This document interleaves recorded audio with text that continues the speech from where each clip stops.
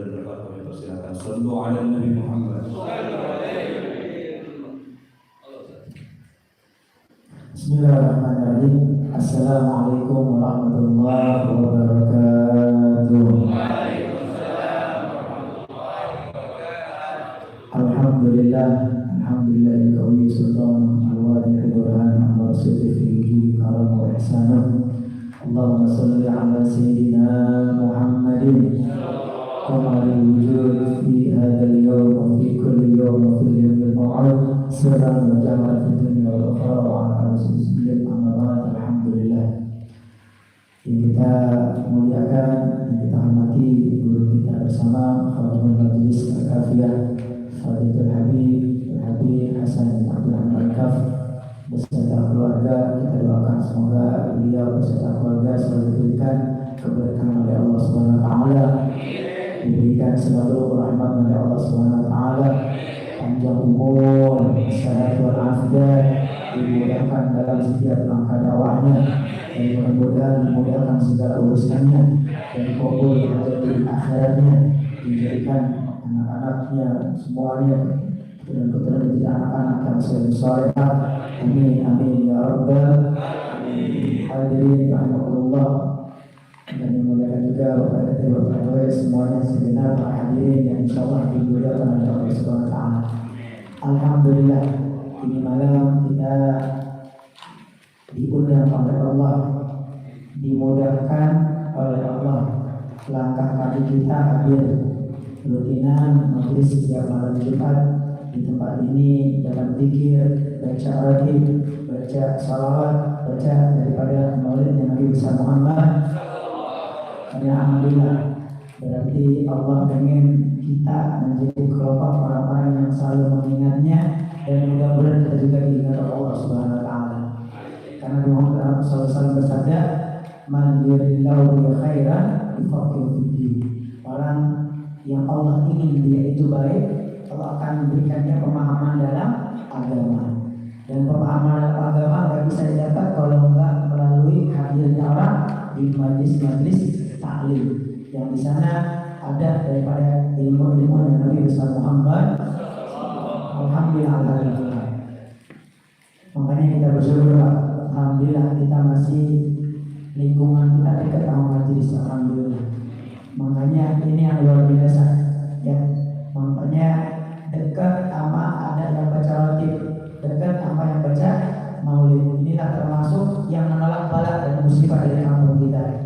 Makanya ulama orang yang baca ratib 40 rumah depan belakang kaki sekitarnya itu dapat curahan amalnya, dijaga gara-gara ada perwakilan yang mereka mengingat Allah Subhanahu wa taala. Allah bilang dalam hadisnya, "Ana jalisu man dzakarani." Aku teman duduknya orang yang mengingat kepada Allah Subhanahu wa taala. Dan ini kita juga berada pada awal bulan mulia, bulan Muharram. Ya. 1444 masih terlalu kita lewati, dan kita ada di lembaran yang baru, ya, kita ada di tahun yang baru, dan alhamdulillah dimulainya dalam keadaan kita berzikir kepada dan bersolat kepada Nabi besar Muhammad. Nah, ini termasuk bulan yang mulia. Bulan mulia dalam 12 ada 4 bulan, 3 berurutan, 1 misah, Dzulqa'dah dan Dzulhijjah, Muharram. Luar biasa ya. Nah, satu lagi bulan Rajab, yang mana ini juga ada, nanti ada 10 Muharram, yang mana di situ banyak kejadian-kejadian yang luar biasa. Apa hikmahnya? Biar kita ambil iktibar. Ya, di 10 Muharram ada apa?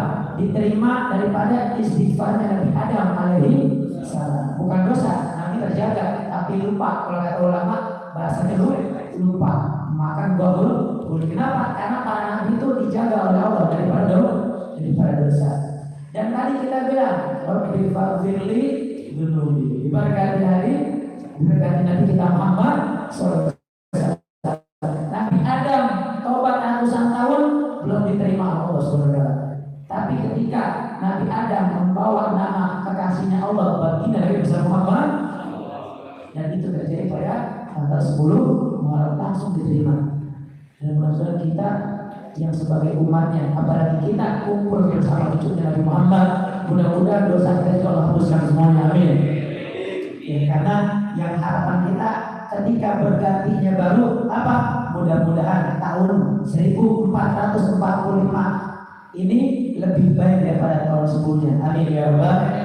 Ya, karena sebenarnya kalau bertambahnya tahun berarti pada hakikatnya apa? Berkurang juga jatah umur kita di dunia. Betul apa kira-kira?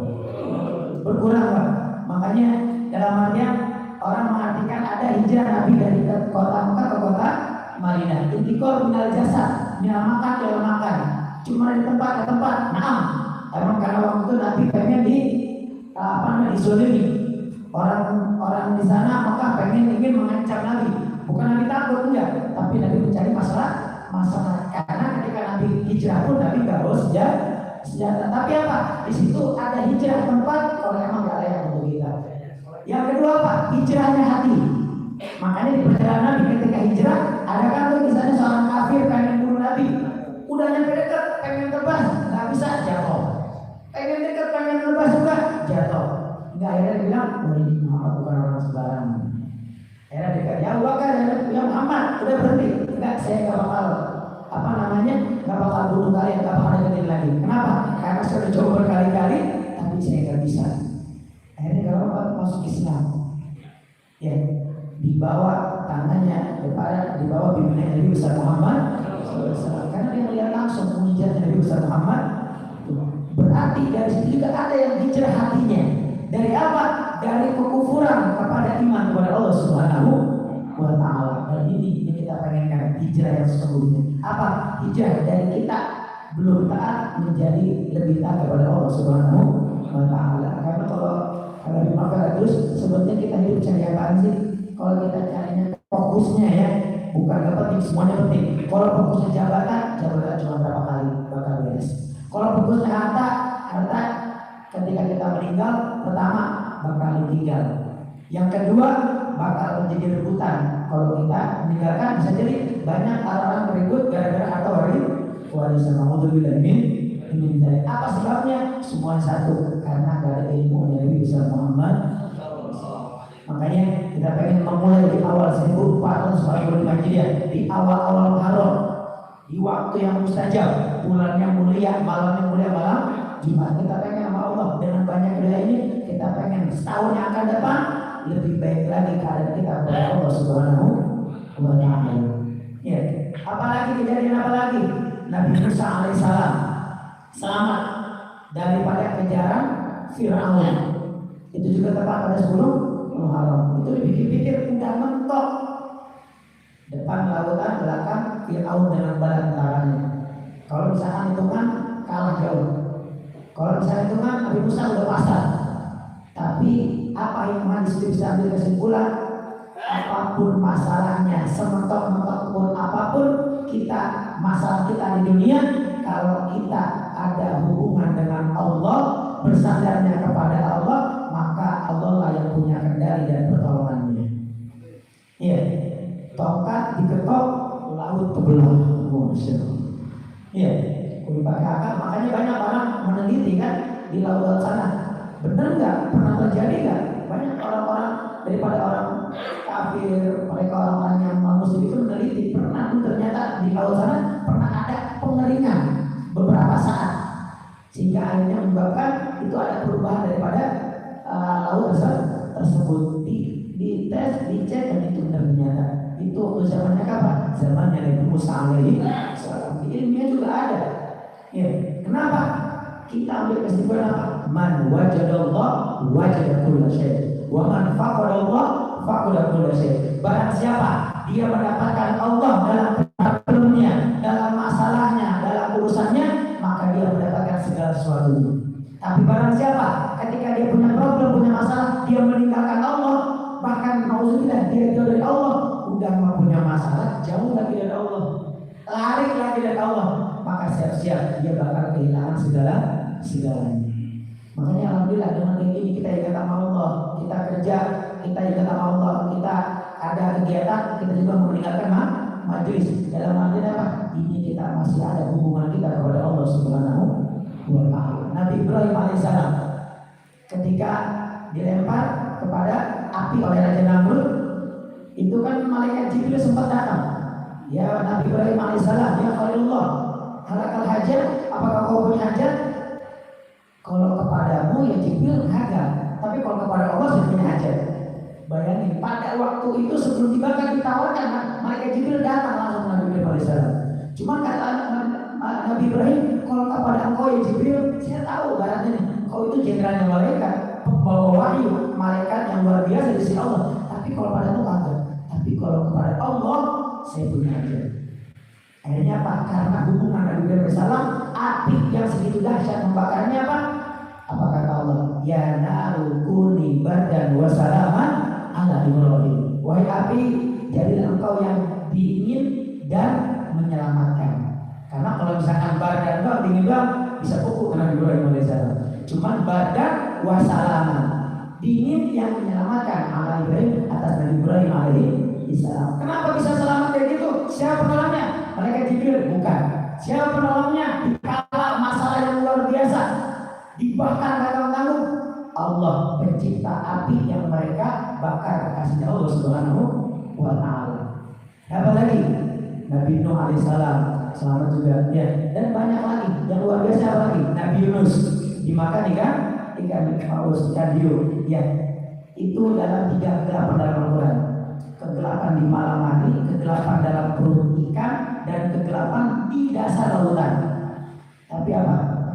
Doanya, zikirnya, la ilaha illa anta subhanaka inni kuntu minaz zalimin. Ketika punya masalah, yang disalahkan bukan yang lain dulu. Ya Allah, mungkin saya yang zalim. Ketika pengikutnya nggak ngikut, pengikutnya acuh akan ajakan kepada Allah, apa yang bilang? Ya Allah, mungkin saya yang kurang sabar nih. Mungkin saya yang kurang daripada mungkin para umat dia yang menyebut nama Allah. Akhirnya apa?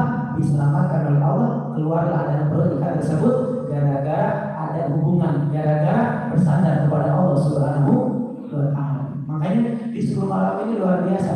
Bukan karena karomanya, bukan karena mujizatnya, bukan. Itu pertolongan ada gara-gara apa? Gara-gara waman yattaqillaha yaj'al lahu makhraja. Allah jelas ayatnya. Barang siapa yang bertakwa sama Allah, siapapun kita, kalau kita bertakwa sama Allah, pertama hadiah dari Allah, manfaatnya apa? Yaj'al lahu makhraja, akan dikasih jalan keluar. Yang kedua, wa yarzuqhu min haitsu la yahtasib. Kita akan dikasih rezeki daripada rezeki yang tidak diduga oleh Allah Subhanahu wa Ta'ala. Mudah-mudahan kita bisa mengisi tahun ini menjadi tahun yang lebih baik lagi. Amin. Dan juga sunnah daripada bulan Muharram ini apa?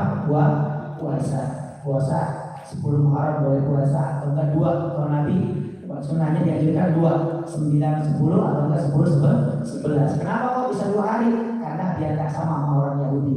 Karena orang Yahudi juga puasa, tapi mereka syukurnya karena selamatnya Nabi Musa. Tapi karena Nabi yang membedakan kita biar 2. Itu anjuran dari kita Muhammad sallallahu alaihi wasallam. Dan juga untuk kita Bapak-bapak dianjurkan juga ketika 10 Muharram sedekah, khususnya kepada keluarga dan istri. Yang biasa mungkin biasa aja, nanti kalau bisa tuh pas 10 Muharram tanggal berapa tuh? Hari Minggu kalau nggak salah ya. Kalau nanti 10 Muharram itu kalau bisa apa? Kirangin keluarga dulu, itu sunnahnya. Ya, ajak istri anak kita biar lebih kirang lagi.